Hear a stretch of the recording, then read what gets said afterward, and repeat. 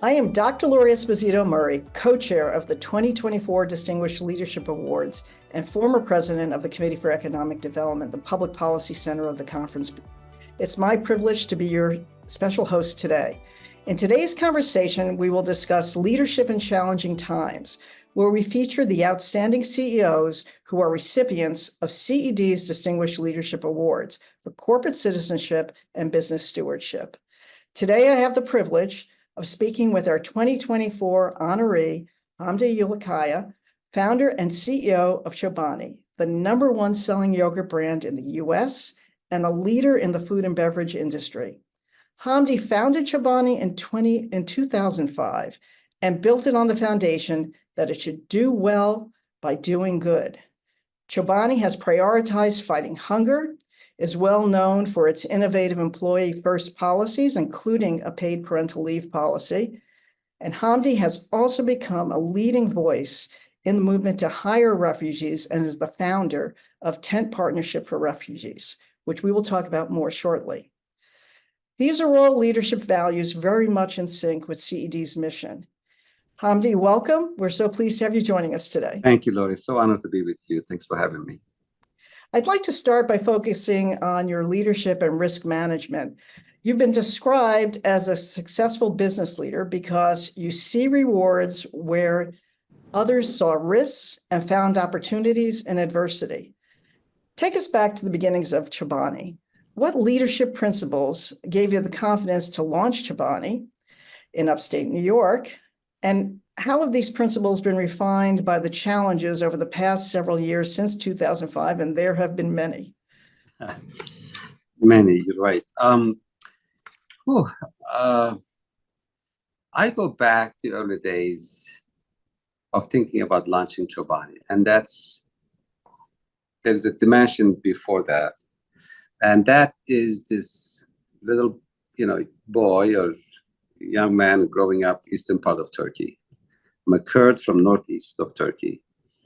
And growing up in this small town, I never, ever thought I would be in the field of business one day. If anything, I said this a few times, I basically hated it. And I thought my personality and strong opinions would not fit in the field, which I would never be. Not only I would never be able to be successful in this, I would never want to be successful in this, and I would never be in this field. So I hated business. I hated the business people. And there were reasons for that opinion to come to me in that reality. I saw a responsible side of business growing up. And there were enough stories to form that opinion in me, where if someone were successful in business, that means either destroyed life, destroyed environment, or some kind of damage has been made for that to be successful. Making money was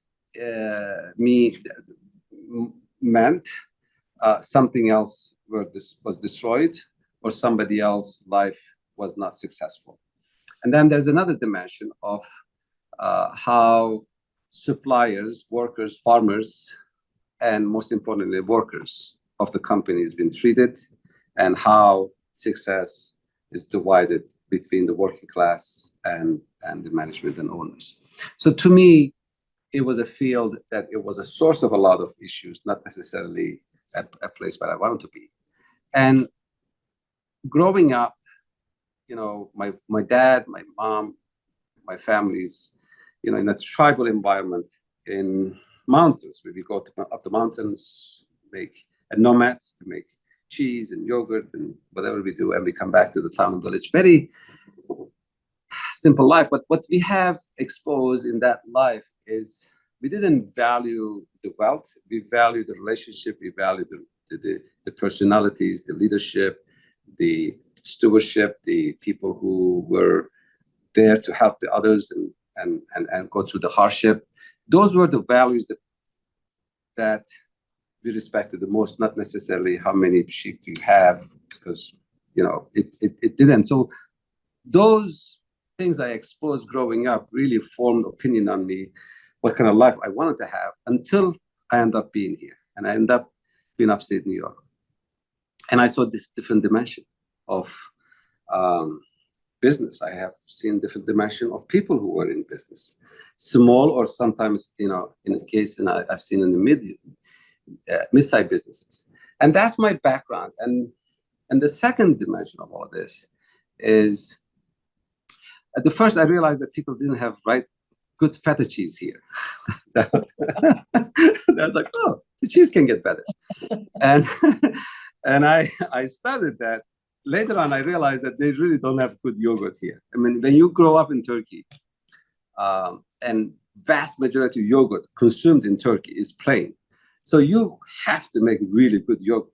And everything I try to buy in upstate New York in an ordinary supermarkets, it seems like full of sugar, full of ingredients that really didn't need to be in yogurt. So there is between my opinions changing, I can make good yogurt, and then this ad that came in, that fully equipped yogurt plant for sale, in a very strange coincidence. And me going in there and looking at the factory, I did a TED talk on this, looking at the factory that this large company was closing it, and there's this community that I visited, and I looked at the factory and realized that something like this not only happens in Turkey, but happens here. Not only happens next to Euphrates River, happens in the Shenango River, next to Shenango River in upstate New York. And me looking at this between, I can make a good yogurt, and I'm angry that this large company closed this place, and I can turn this back around. And me saying the only way I can make an impact is if I put my beliefs and my knowledge and my capability into work through yogurt, maybe I can survive. And the chances of this is extremely small. And I'm by myself in upstate New York in a small town, a little bit of English, no money, no experience, no one to know. And here I am, I'm going to start it. And that journey started in 2005 with 4 factory workers. The first thing we did is paint the walls. And then somebody told me, why do you paint the walls? These walls never been painted in the last 25 years. And that's the only thing came to my mind. That's the beginning of this journey. And that's what we did that summer. And 2007, I launched Chobani. In 2012, we were $1 billion in sales without raising a penny for capital. Wow. And that's the short story of it. Of course, filled with enormous amount of emotional ups and downs, decision makings, and interaction with people in the community and people I work with. I can't say this is all me. It's impossible to say that. I'm glad that I have started from that dimension. But looking back, Lori, I would say this.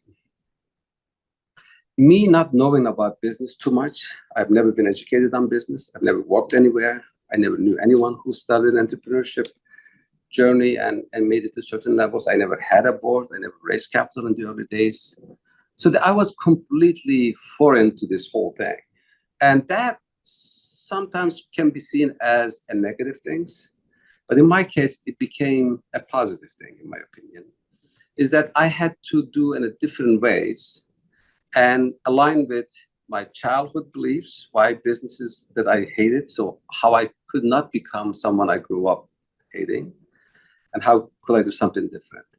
How I could not repeat what the company who closed the factory in that plant, in that place, how I could not repeat that one, and how could I follow some other set of rules and playbook. And then my sources are extremely limited. I have no knowledge, I have no money, I have no people who has done this before. So we are very disadvantaged to go against big CPG companies. And how do I overcome all these obstacles with a very innovative thinking? So I have to follow certain set of rules than typical CPG rules. All of that, I look back, comes down to ordinary, very ordinary people doing an extraordinary thing, away from all the eyes, comes down to a human spirit of saying, we all want to do the right thing, whether you're in business or not. And if you are in that dimension, and truly in that dimension, in field of business, everything is possible. And sometimes lack of things becomes an opportunity to find solutions that you never knew that existed. And I've seen people become most amazing talents that never been done before. I've seen ordinary people upstate New York became one of the most fearless fighters that you've ever seen before. And all I had to do all this time is make sure that Chobani never lost its way while it's growing, which has been a challenge. But I like to think my job is a lot harder now than it was when I started. Because, you know, keeping a company, a mission, a journey aligned with fundamentals that made you who they are is not easy. We are all human beings. We sometimes lose the way. And I gave that role to my colleagues in the company. My early days in the company, one of the living things, and I said to the team, I said, this thing is going to be very big. I can see it.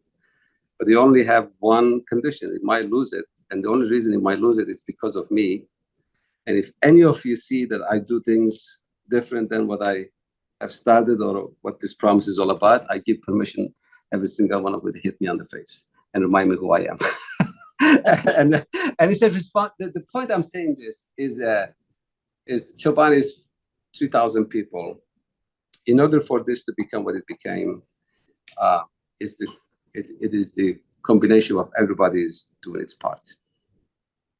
So in a very interesting way, Hamdi, it's a very fascinating, compelling story of Chobani and you. And what's fascinating is that also that you have actually made your way home to CED, because the business founders of CED in 1942 actually were driven by the same motivation that you were, that business was meant to improve society. Business leaders had a stewardship responsibility to make sure that they were contributing to society, moving it forward, and not just purely seeking economic gain. And so it's really fascinating. And again, we're honored to be honoring you this year, because you really have found your way home to the business leaders who share your value, and also they were very focused on workers and workers' rights and conditions. So welcome back. Thank you.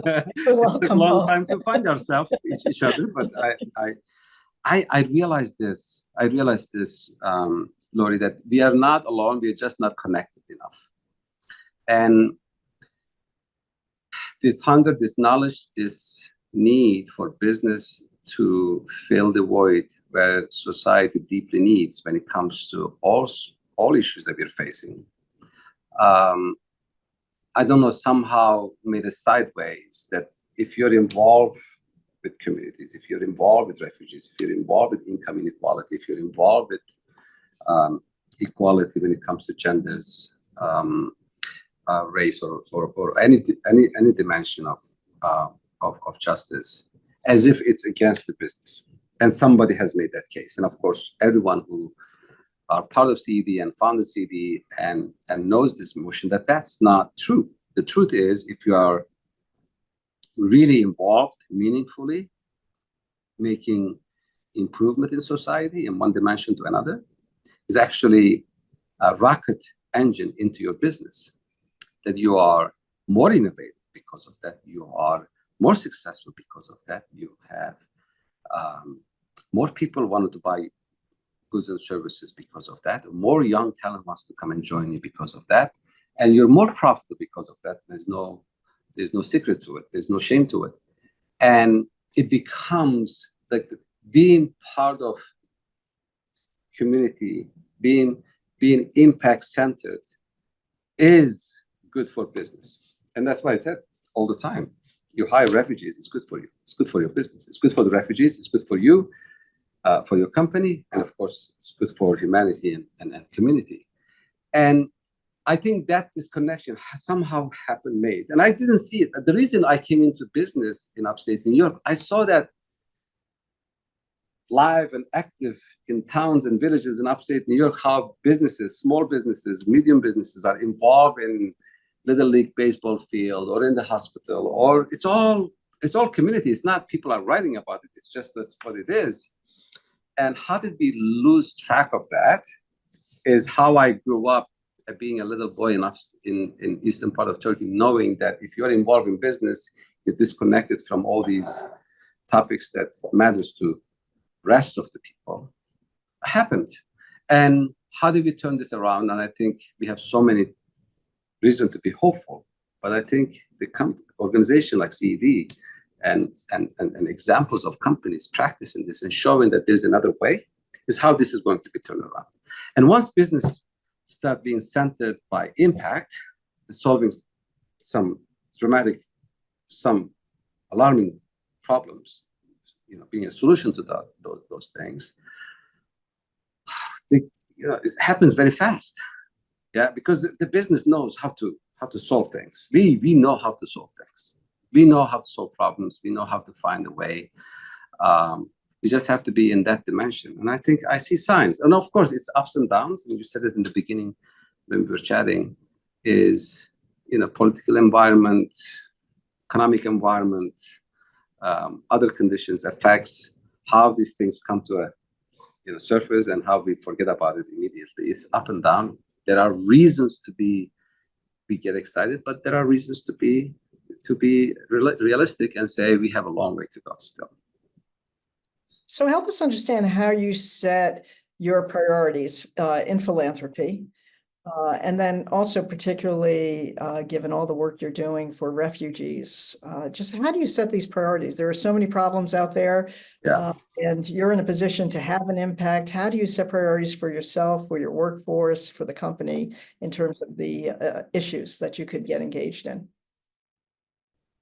So the number one, I never knew this, and I look back, Lori, and I started making notes and for us to write things on the walls or some kind of manuals and all that kind of stuff. But in the beginning, the first 5 years, there was no written thing. It was just alive and active. As we learn, we implement. Like you mentioned, one of the things that we do, like, parental leave. I didn't even realize there's such a thing, parental leave, until I had my first son. I had my first son, and I saw how dramatic that event is on my life, in the mother's life, in the family's life, and of course, I didn't go to work the first day, and mom didn't go work for a while, and I could afford it, and I could do it, and I started thinking, what happens when people have kids at Chobani? And then I came back right away, and I asked the question, realized us and the 95% of the all manufacturing companies in the country had zero parental leave policy. Like, didn't have. You had state policies, and some of them were disability insurance. Like, word disability by itself is a problematic to call, but that's how it was covered. And I was so troubled by it. I was like, okay, well, we can fix that. But that means I had to learn from my own experience what is lagging, what's not there, what can be improved. My number one was, okay, there is not good yogurt in America, but if there is some good yogurt, there are some good yogurts. They are in big cities, very high prices in fancy and expensive stores. So that means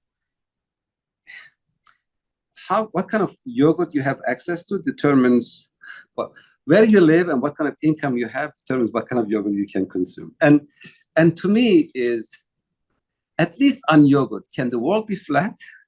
Can all have an access to good yogurt? Like, can we all have access to good yogurt, for God's sake? I mean, I understand life is not fair, and everybody is getting different type of access to what kind of vacation you have, what kind of car you have, what kind of apartment you live. But yogurt, at least bread, yogurt, pomegranate, honey, milk, that should be all available for all. I mean, it doesn't matter where you live.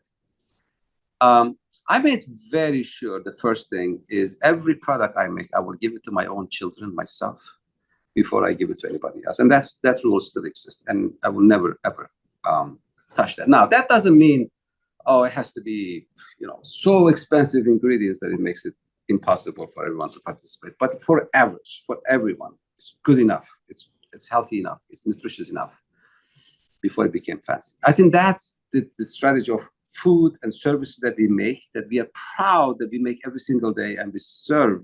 In my case, is food. changes from different, but that integrity of making something that you're proud, you serve. And that is effective because in our case, food, I asked somebody the other day, and they're making the calculation. I think the numbers is blowing my mind. I won't repeat because I don't have the accurate number. I said, when I started, average cup of yogurt had 45 grams sugar, 35 to 45 grams sugars. It's just crazy. Like it's a cup of yogurt is have 35 to 45 grams sugar, every single cup. I mean, it's one of the large categories. But this is how people consume yogurt. And I said, what is yogurt, average yogurt sugar in a cup today? It's 1/3 of that. It's 12 to 15 grams of sugar. And I don't like taking credit a lot for myself, for ourselves, at Chobani, but that's the movement that we have started ourselves. We started that movement. Now, it doesn't mean that people wanted to eat yogurt so sweet. It's just what was available at that time. So business can make enormous amount of impact on people's well-being through the innovation, through the product they make, or the changes that they make, or influences that they make, through the foods, through goods and services that they make. That's number one. Number two is, for me, it was very clear that factory got closed in upstate New York, Lori. That I heard stories, and I had the same stories where I grew up back home. Before company made a decision, none of the executives came to that factory and said, hey, thank you for all those years. Thank you for your fathers and grandfathers and uncles that has worked here for the last 100 years, because they have been there for 70, 100 years, whatever. They just left. They just closed it. And if you ask questions, it was their fault. It was the community's fault that the factory got closed. It was that plant workers' fault that it was got closed. It wasn't any executive to blame, right? It was no... Even if no one said that, it was perceived that way. To me, this motion, especially in the industry that we work in, that you have these people who live in high towers or the offices or whatever you call it, and then you have these factory workers. And if there's good times, you don't see factory workers getting, or the workers getting rewarded by it. It's maybe a tiny bit, not much. But if there's a bad time, they are the first one to be blamed for it. Right? The factory gets closed, people are, whatever. I made a shift and I said, well, I'm going to work in the factory. I worked in the factory for the first 7, 8 years, non-stop, all the time. I know all the dimension of the factory when we started. So how do I make the frontline workers at the front and the center of the company? And if you are going to do good in the world, the impact in the world, if you don't start with your own people, I don't know how wholesome that is. You have to start from your own first base, your home. So my first goal was, how do I make sure that people of Chobani is part of the success of the store that we are building, and how their future is also tied into the success of this journey. And that's how we came up with, having make sure that every single person is a partner in the company, and their future is part, and how they get paid well, how they get same insurance that I have. How do I get their children? I think about their children and their future in the community. How do I become, this company's become? And I think one of the biggest things Chobani does, outside of making one of the most amazing products that I've been part of every single time, is how every single day we wake up every morning, how do we make our people's life and our community's life better every single day without taking over, being part of it. I think that's fundamental. And you have to do that. And then in there, you find pockets. And in our case, we found a pocket of refugees, and we realized that this is a town that we are Utica. And also we found out in Twin Falls that they came from all over the world, legally settled, having a hard time finding a job. How do we open our doors with everyone to participate in this, regardless of their background, who they are, where they are, not searching for it, and then making it in a place where people talk each other and says, oh, my niece is in that Chobani, and my wife is in Chobani. It's so great. Why don't you go apply? And I'm sure you will, word of mouth, become a place where you say, I'm home. I'm home, who I am, where I'm from, and what I look like, and what I don't look like. I'm home. I'm myself. I'm going to put my authentic self into work, and whatever comes out of me, it's going to be authentically from me. I'm not going to pretend to be somebody else. I'm not even going to put a system in place and say, how do we make sure that this is a diverse place? And it's more a emotional statement than actual statement. Of course, we have to make those actual statements as well. But sometimes actual statement, we are a more diverse company, we have all of that stuff, we have to do this is a word, but the action is combination of everybody. And I'm so proud of that, because I started this practice when I was in upstate New York, in this little town, this most amazing town. I was the second person who had an accent.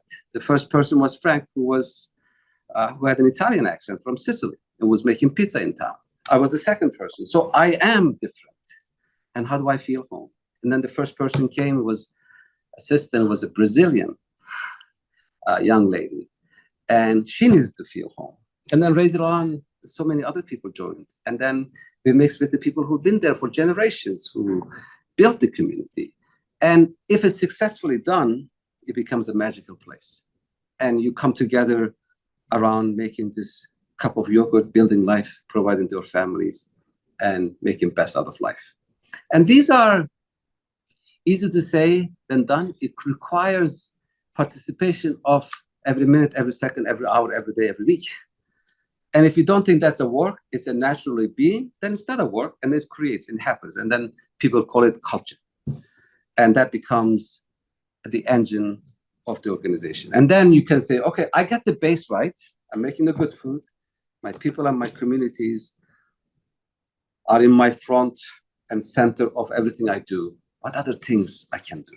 And then you look at how do I reach further? And that's where, you look at the pockets and you say, I found something so amazing.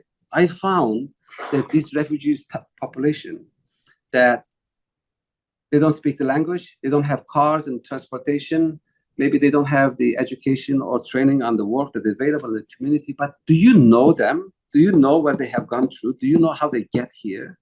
Do you know what kind of drive they have? And if they have an opportunity, what kind of impact they will make in your company, in your community, and humanity?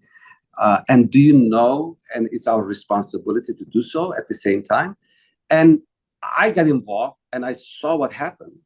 And I started this tent after the Syrian war and the Yazidis getting affected, the women by ISIS.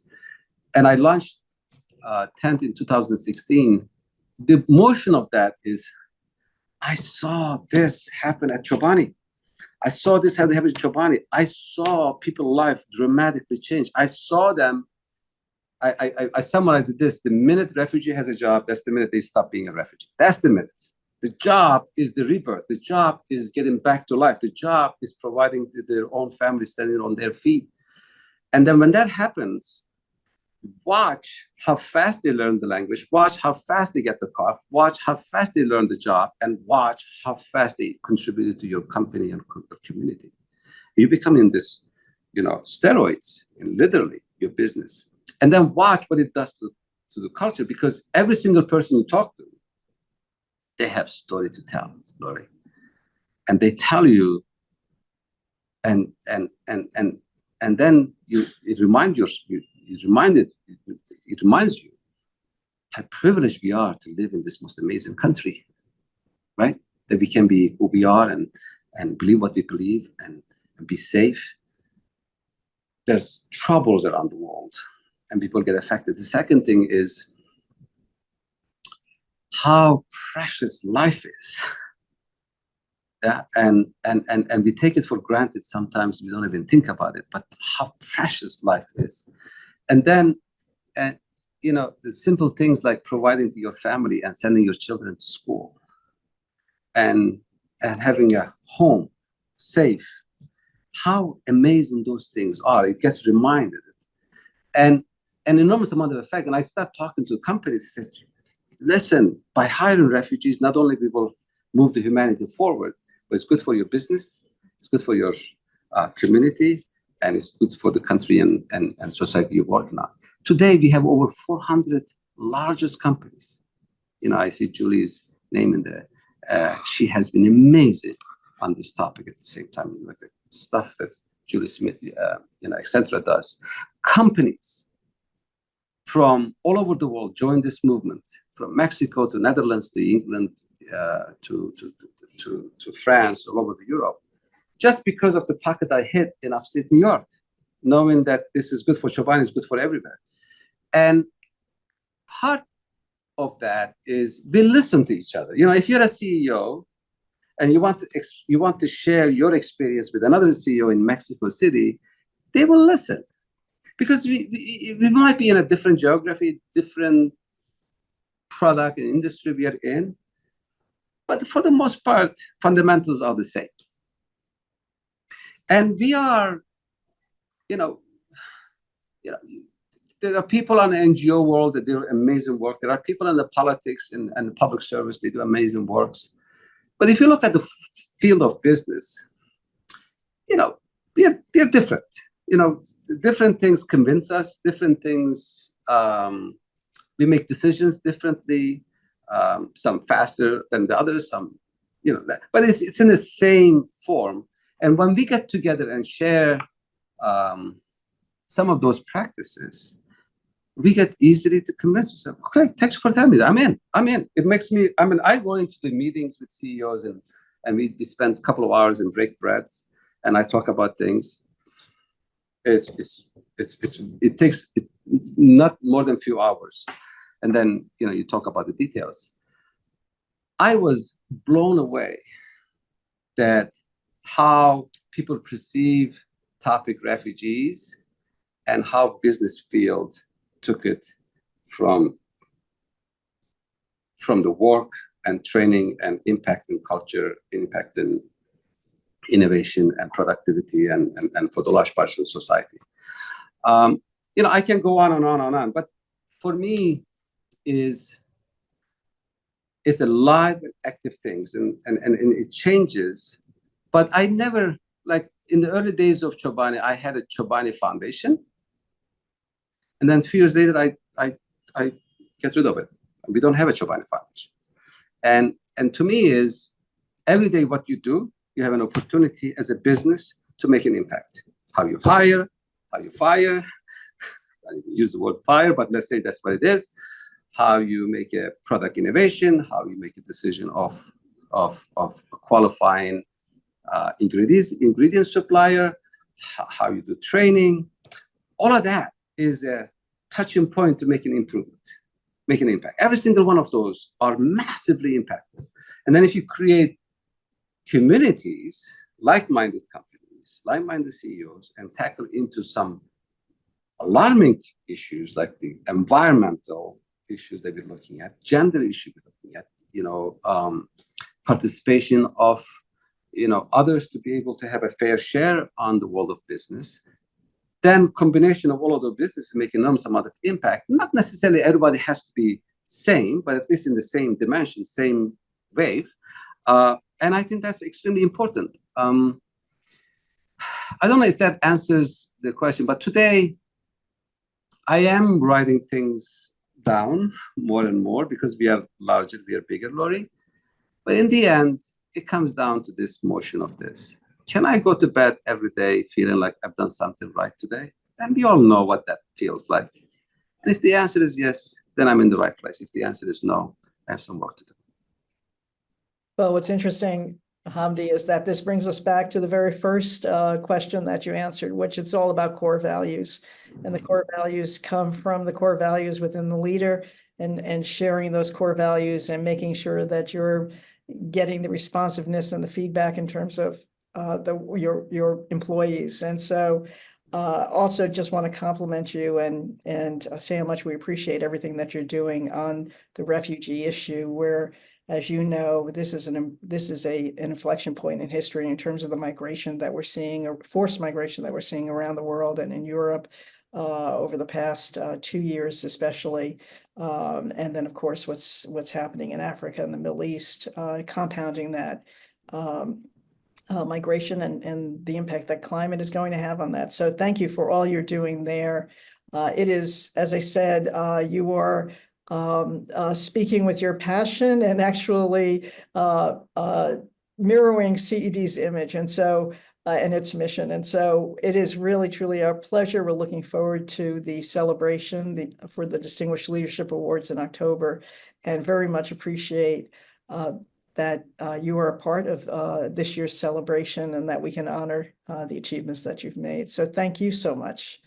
Thank you so much, Dr. Murray. Thanks so much. I'm honored. And luckily we were sitting next to each other on that Yale CEO conference to know this amazing organization and amazing people and board members trying to make business part of solutions and moving society forward. And because of those works, combination of those works, and some of them we know, some of them we are aware of it now, is our children are going to have a better world, hopefully, and that's to fight for. Yes, definitely. Well, thank you. Thank you for joining us today.